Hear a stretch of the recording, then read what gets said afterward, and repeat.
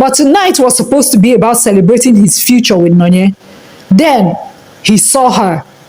Iruka stood near the entrance, wearing a simple yet elegant black dress. Her presence caught him off guard, and for a moment, the bustling room seemed to fade into the background.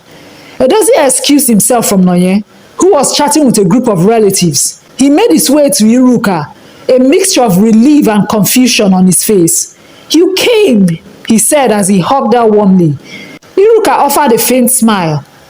He studied her, noticing the tension in her posture. "Are you okay? You look distracted. Can we talk?" "Privately," she asked. Edozie hesitated but nodded. "Sure." They found a quiet corner in the garden outside the hall. "So what's going on, Iruka?" Edozie asked, folding his arms. "You've been avoiding me for weeks, and now you show up at my engagement party asking for a private chat. What's going on?" Iruka took a deep breath, her hands trembling. "Edozie, I am pregnant, and it's your child." The words hung in the air like a thunderclap. For a moment, Edozie just stared at her, his expression frozen in time. "What?" he finally said. "I'm pregnant," Iruka repeated, her eyes pleading. "I didn't plan for this, and I didn't know how to tell you." Edozie's shock turned to anger. "And you decided to tell me now? At my engagement party?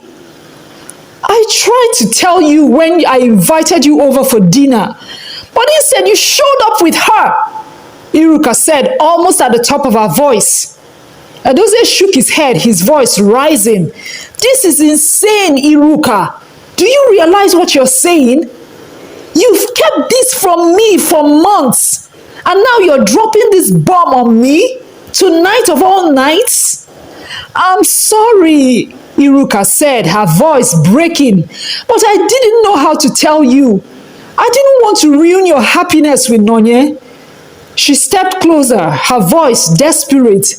"Edozie, I love you. I've always been in love with you, but you've been too blind to see it.